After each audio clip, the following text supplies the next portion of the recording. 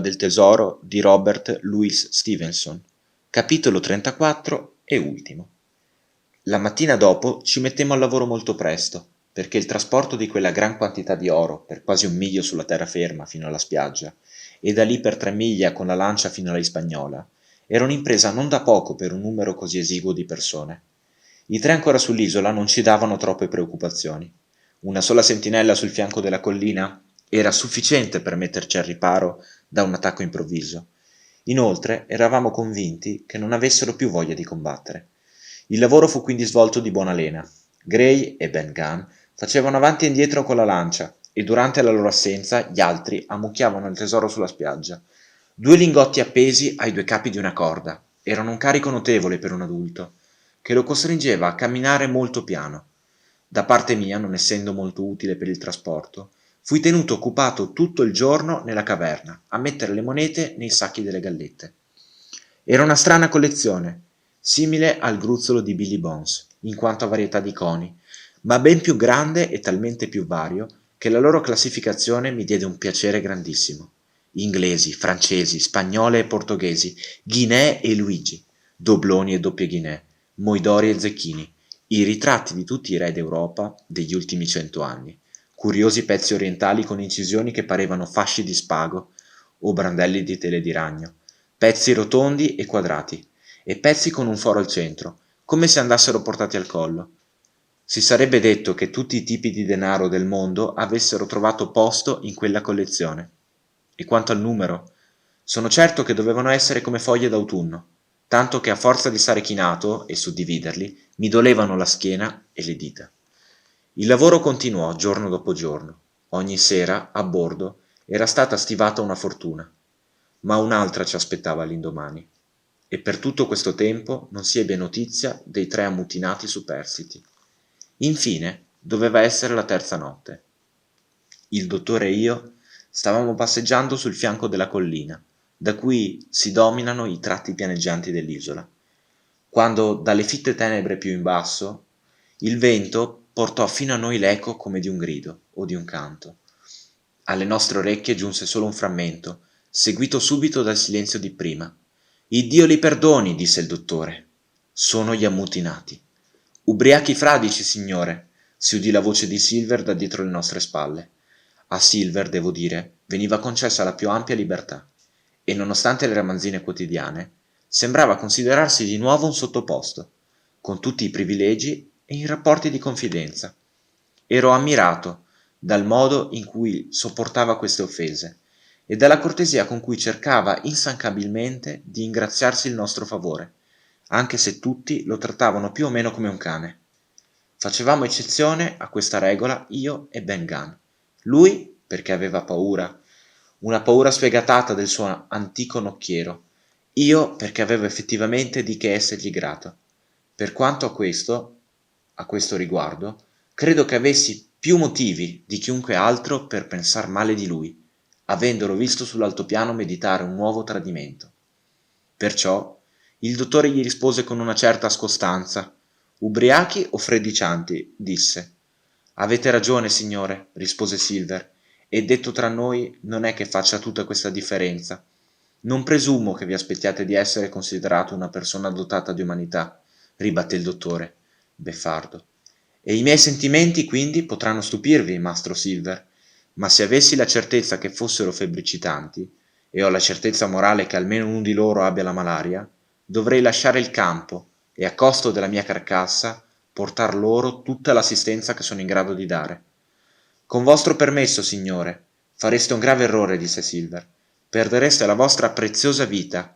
Potete scommetterci. Ora sono dalla vostra parte, completamente, e non vorrei vedere indebolirsi il gruppo, e tantomeno voi, visto che so quanto vi sono debitore.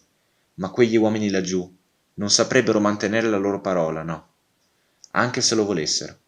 E cosa più importante, non crederebbero mai che voi la manterreste. No, disse il dottore, siete voi quello che sa mantenere la sua parola, questo lo sappiamo tutti. Insomma, dopo di allora non avemmo più notizie dei tre pirati. Una volta udimmo un colpo di fucile in lontananza e pensammo che stessero cacciando. Fu riunito un consiglio e fu deciso che li avremmo abbandonati sull'isola. con enorme soddisfazione, devo dire, di Ben Gunn e la decisa approvazione di Gray. Lasciammo una buona scorta di munizioni, il grosso della carne di capra salata, qualche medicina e altre cose indispensabili, utensili, vestiti, una vela di riserva, un paio di braccia di corda e, per desiderio particolare del dottore, un'abbondante scorta di tabacco in dono. Questa fu l'ultima cosa che facemmo sull'isola. In precedenza avevamo caricato il tesoro, imbarcato acqua a sufficienza e il resto della carne di capra per qualsiasi emergenza. E infine, una bella mattina, salpammo l'ancora, come potemmo e uscimmo dalla cala nord, con la stessa bandiera che il capitano aveva issato e per la quale avevamo combattuto nel fortino. I tre dovevano tenerci d'occhio con più attenzione di quanto pensassimo. Come ci rendemmo conto ben presto, infatti uscendo dallo stretto, dovemmo passare molto vicino alla punta di sinistra, dove li vedemmo tutti e tre, inginocchiati uno accanto all'altro, su una striscia di sabbia, con le braccia alzate, a mo' di supplica. Era doloroso per tutti, credo, lasciarli in quello stato disperato, ma non potevamo rischiare un altro ammutinamento, e portarli a casa per il patibolo sarebbe stata una ben crudele cortesia. Il dottore li chiamò e disse loro delle provviste che avevamo lasciato e dove l'avrebbero trovate. Ma essi continuarono a chiamarci per nome, implorandoci in nome di Dio, di avere pietà e non lasciarli in quel posto a morire. Infine, vedendo che la nave continuava sulla sua rotta e stava ora rapidamente portandosi dove non li avremmo più sentiti, uno di loro, non saprei dire chi, saltò in piedi con un grido roco, si portò il moschetto alla spalla e sparò un colpo che passò sibilando sopra la testa di Silver e attraverso la vela di maestra. Ci riparammo allora dietro le murate. Quando guardai di nuovo sulla lingua di sabbia non c'erano più, e la lingua stessa, sempre più lontana, stava ormai scomparendo alla nostra vista. Adesso era veramente finita, e prima di mezzodì, con mia gioia indescrivibile, la roccia più alta dell'isola del tesoro scomparve dietro la curva del mare azzurro. Eravamo così a corto di uomini che tutti a bordo dovevamo dare una mano. Solo il capitano dava gli ordini, stando sdraiato su un materasso a poppa, perché pur essendosi già molto ripreso, aveva ancora bisogno di riposo. Puntammo la prua verso il più vicino porto dell'America spagnola, visto che non potevamo arrischiarci a tornare fino a casa senza altri marinai. Incontrammo però venti contrari e un paio di burrasche, e quando arrivammo eravamo tutti sfiniti. Il sole era al tramonto, quando calammo l'ancora in una bellissima baia cinta di terra. Subito fummo circondati da barche cariche di negri, indios e meticci, che vendevano frutta e verdura e si offrivano di tuffarsi per qualche monetina. La vista di tanta gente allegra, specialmente i negri, il gusto dei frutti tropicali e soprattutto le luci della città, che cominciavano ad accendersi, avevano su di noi un fascino particolare per il contrasto che facevano con il nostro soggiorno cupo e sanguinario sull'isola. Il dottore e il cavaliere, con me appresso, scesero a terra per passarvi la prima parte della serata. Qui incontrarono il capitano di una nave da guerra inglese, attaccarono discorso e lo seguirono a bordo della sua nave. In breve, la compagnia fu così piacevole che quando riaccostammo alla Ispagnola, il sole stava per sorgere. Ben Gunn era da solo, in coperta, e appena salimmo a bordo cominciò, contorcendosi nei modi più bizzarri, a fare una confessione.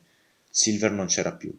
Poche ore prima l'uomo dell'isola aveva aiutato a fuggire su una barca del porto e ora ci assicurava che l'aveva fatto solo per salvare le nostre vite, che sicuramente sarebbero state perdute se quell'uomo con una gamba sola fosse rimasto a bordo. Ma non era tutto. Il cuoco di bordo non se n'era andato a mani vuote. Senza farci accorgere, aveva fatto un buco in una paratia e aveva sottratto uno dei sacchetti di monete del valore, forse di 300 o 400 ghinè, che gli sarebbero state d'aiuto nei suoi successivi vagabondaggi. In fondo eravamo tutti contenti di esserci liberati di lui, così a buon mercato.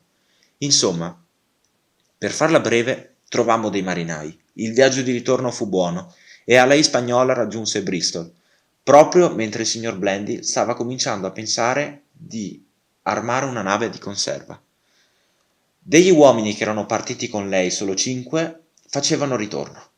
La bottiglia e il diavolo si erano portati via il resto, proprio così, anche se alla fine dei conti non ci era andata così male come la nave della canzone, con uno della ciurma ancora vivo, che aveva preso il mare con 75. Ciascuno di noi ebbe una parte considerevole del tesoro e la usò in modo assennato e sciocco, secondo la propria natura. Il capitano Smollett ormai ha lasciato il mare.